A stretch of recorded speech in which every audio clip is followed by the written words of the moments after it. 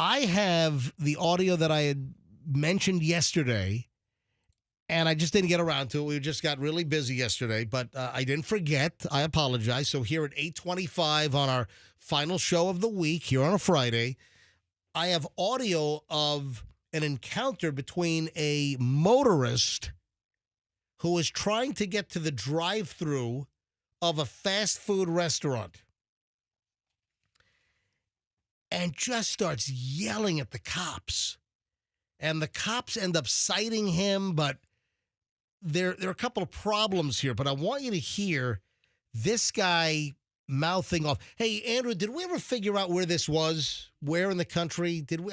I thought that there was a chance to see a glimpse of the side of the police car, which might show the agency. But I want you to hear this.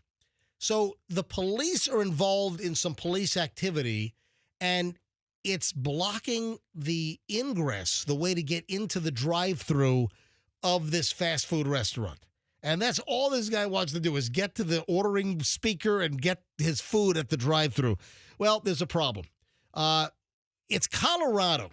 So I know it happened in Colorado. I'm trying to remember if I saw which agency, which actual city in Colorado. All right, listen to this, and I'd love you to think about this, and what would your opinion be of this? This one was anything but routine. All right, so I a lot of times I don't play like the narrator. So this guy, whoever this guy is, put this up on social media. Okay. And he's commenting, this guy's anything but routine. I decided to keep this guy because this guy kind of tells the whole story. This one was anything but routine. I'm so sorry. And it spawned a story I can't hear you, I'm sorry. Not signing anything. of the difference between rights and a wrong. When you know you did nothing wrong, you did nothing wrong. That's the guy. That's the guy that was cited. He was not part of the original police activity, but he starts mouthing off because the cops are they're blocking the drive-thru of this restaurant. Okay, it's Montrose. So Yeah. I'm looking at it right Yeah, now. we drove through them. That's where there's a big Russell Stover candy plant in Montrose, Colorado. Okay. We drove right by that some years ago. A story that may one day be told in a courtroom. These cops are going to end up in federal court explaining to a federal judge why they don't understand the Constitution of the United States. All right, that's the lawyer for the guy that was cited for yelling at the cops. All right, here comes what this guy said repeatedly to the police that were blocking the drive-thru of the restaurant. Walk backwards. A story that begins on a Tuesday afternoon in October Okay, find your back. in Montrose. Is this too tight?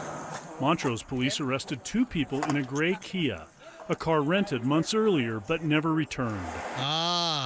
Sorry, they did mention it in the piece. I forgot. So it's the old rent the car from like Hertz or Avis. So they put out a police report, or they filed with the police that you didn't return your car. Yeah, and never bring it back. Yeah, All right, okay, here we go. Yeah, don't attempt that. She thought he bought more time with the rental company. All right, so they're going after the rental car. Apparently, shows up on a hot sheet. The license plate is a hot sheet that the car is stolen. The car rental agency said they never brought the car back. So the cops are pulling over this gray Kia because it's reported as a stolen car. Oh, okay. A routine bust until the moment officers discovered a sex toy in the junk-strewn SUV. All right, so Oh my God. all right. Then the officers find like a sex toy, and then they put it in full visual view on the bumper of the car. And but that's still this is ancillary. Does the Constitution address All right, officers finding sex toys? Hang on, Is that like one of the amendments I've hang on. forgotten? This is ancillary. Don't be distracted Okay. by the schmildo, the thing that rhymes with schmil. Don't be. Okay. All right, here we go. One of them stuck it to a fender as if it was an X-rated radio antenna. At that point, those officers could go home with a war story. You won't believe what happened today at work, but Josh Smith was hungry. I usually always get a Reese's Polar Swirl. And the only thing keeping him from that frozen treat were the cop cars. I could barely squeeze through to get into the drive-thru. All right, who sells the Reese's Humdingers. Polars? What is it? Humdingers. Is that a restaurant? Fast food joint known as Humdingers. So he's trying to go to Humdingers to get a Reese's Polar Swirl. Man, don't get between this dude and his Reese's Polar Swirl. All right, so the sex toy, don't get distracted by it. That's just not really part of the story. All right, here we go. Dog in the drive-through lane. And I just rolled my window down and I yelled. Yelled he did. So he's yelling, get out of the effing way. So he's yelling at the cops who are getting between him and his Reese's Polar Swirl. And he's saying, get the F out of the way. All right, then you can hear the cop on the body cam say, what did he say? And they're laughing, you know? All right, here we go. Out the way, kids. All right, so then the female cop repeats it. I think it was like, get out of the effing way, pigs. Or Okay. so that was a female cop repeating what the guy's yelling out of his car window trying to get to the drive-thru. It's not illegal to say that. All right, hold on. All right, that's where we're going to get into an interesting discussion here in just a minute. Okay. For one officer, Quit yelling or you're going to get a citation, understood? there was nothing funny about the hubbub at Humdingers. By the way, I'm ordering my food. Quiet, order your food.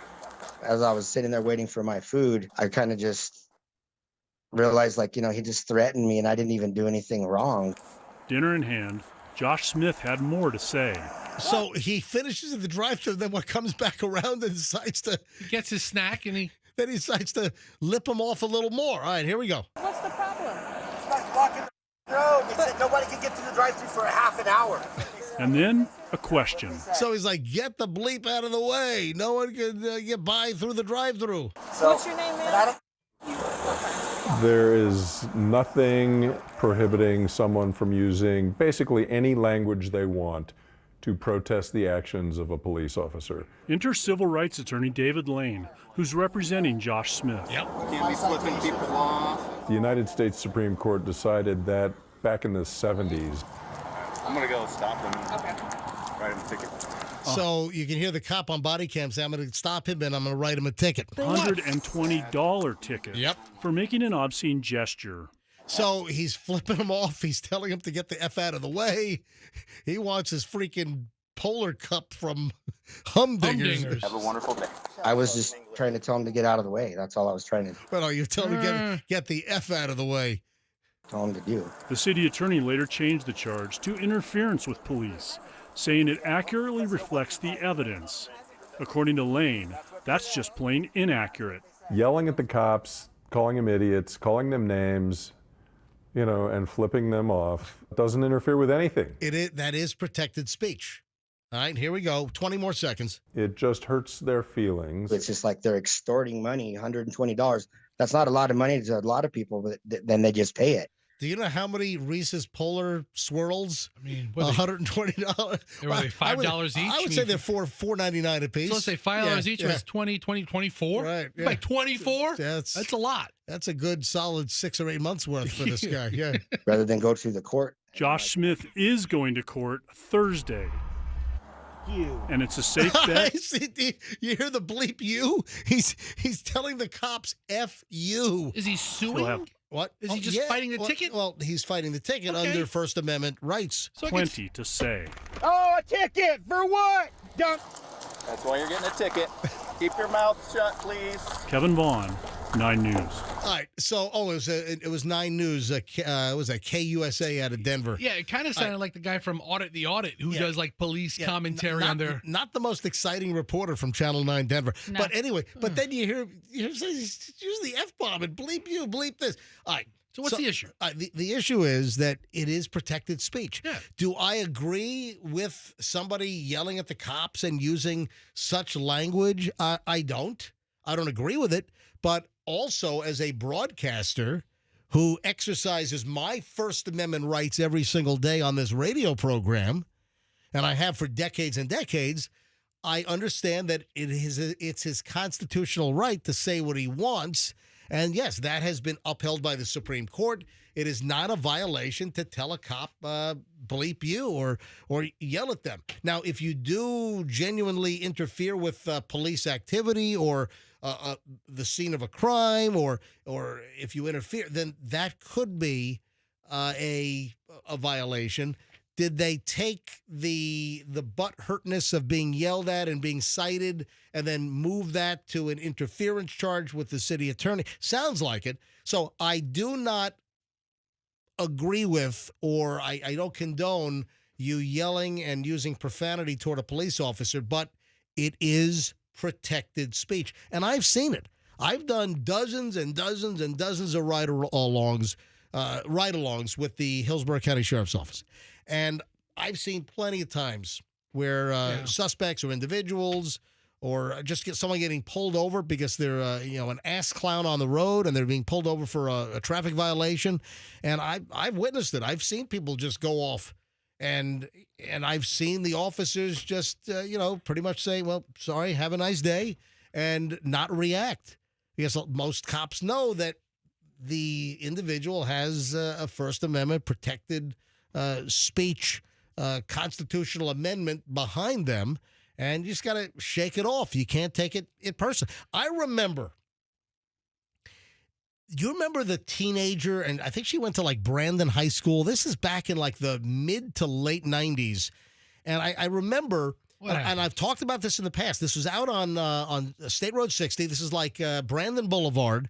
And there was like a high school junior or senior. I think she went to Brandon High School, and she flipped off a Hillsborough County deputy sheriff on Brandon Boulevard. And I remember she worked at Einstein Bagels. I think it's still out there.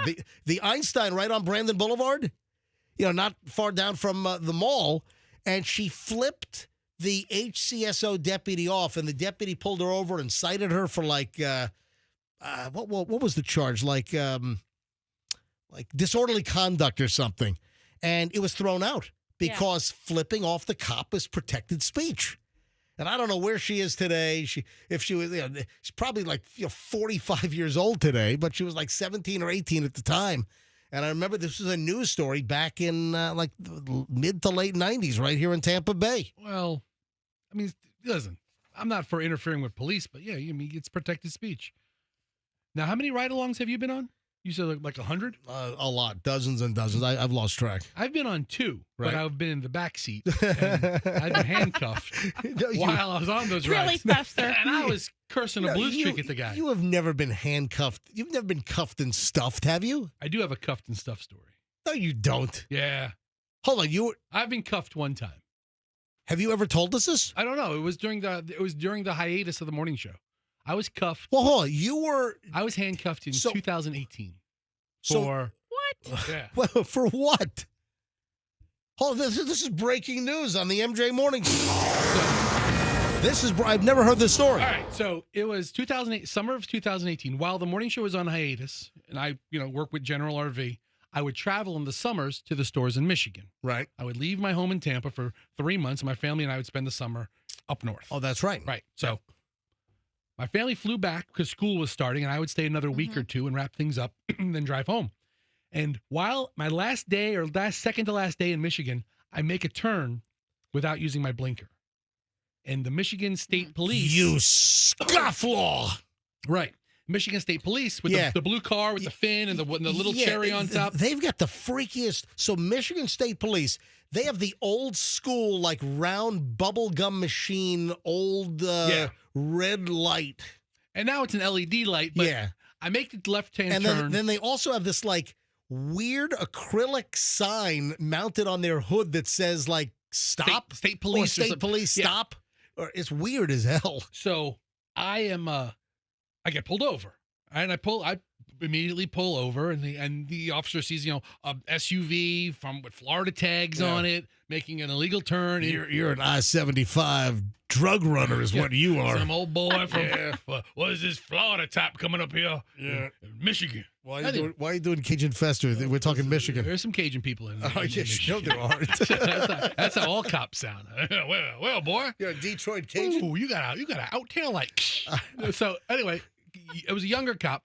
Comes up to the window, show my ID. I show him I have all the paperwork. Were you with the family and kids? No, I was by myself. Oh, by yourself. The family's already flown back. Right? All right. And because it was like the day before I was leaving, the SUV's loaded with all my crap, right? So the SUV's full. I have kids' bikes in there. I have all the stuff that we had for the summer. Anyway, he says, So you look like you knocked off somebody's tool shed or something. I am naturally a very suspicious-looking person, so I don't blame the officer. No, you're a very fat-looking person.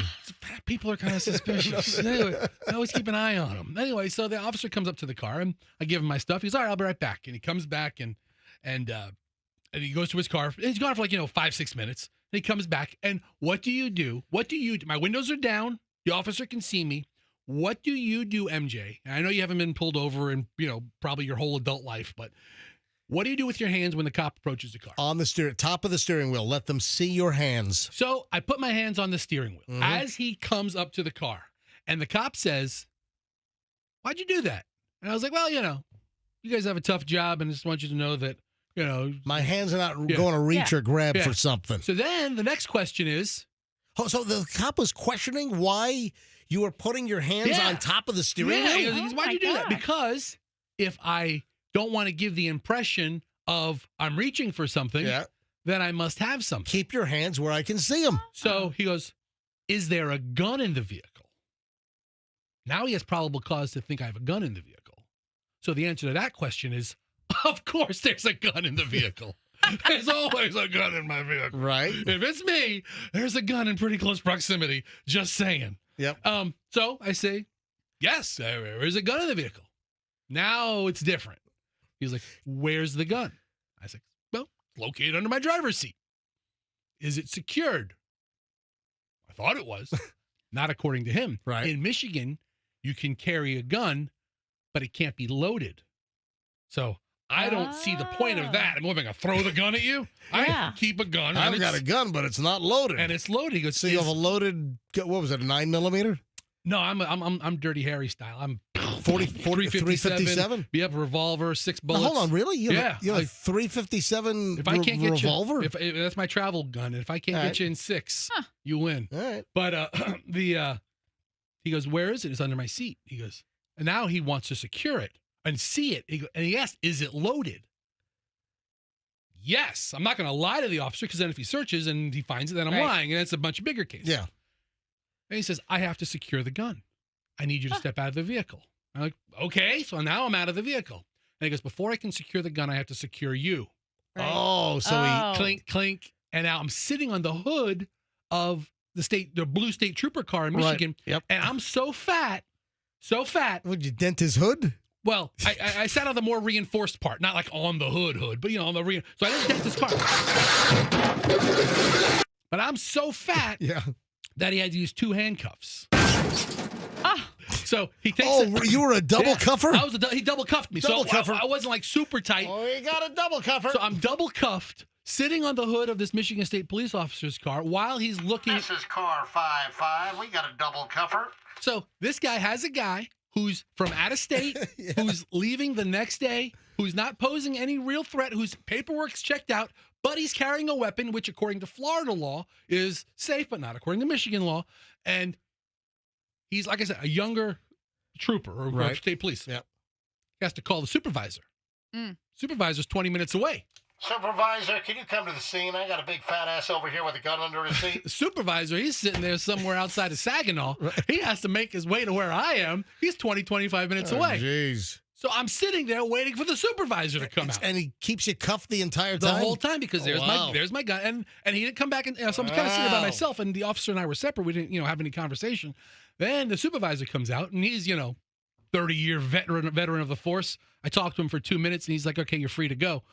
But he took my weapon and unloaded it, and then he put my weapon in my backpack, and he said all weapons in Michigan have to be in a secure pouch and can't be loaded. So I put my bullets in my cup holder, and he put my gun in my backpack. Wow. And he told me where everything was, and I was free to go. But I sat handcuffed for 45 minutes. Really? Were you sweating bullets? No. Also, big debate.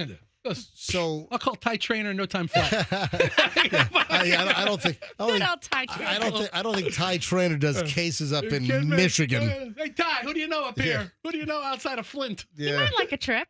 Yeah. Wow. All right. And then how quickly did you put the bullets back in the gun? I don't think the officer finished his U-turn. Oh, no. We stopped. Otherwise, what is it? I mean, a gun is not a boomerang. I can't use it. I get one throw I'm going if to it's throw my gun at you. I got one throw if it's unloaded. Yeah, you're carjacked. You're going to throw the gun at the guy. But yeah. Wow. So that's... listen, they clearly ran your information. You came back with no wants or warrants. You're But clean. I put my hands on the steering wheel, and that prompted a question, which I'll answer honestly. Yeah. I'm not looking for trouble. Wow. But then it went down that rabbit hole of me being cuffed, not stuffed. Hope you liked the video. If you did, then hit the like, share, subscribe, all this crap down here.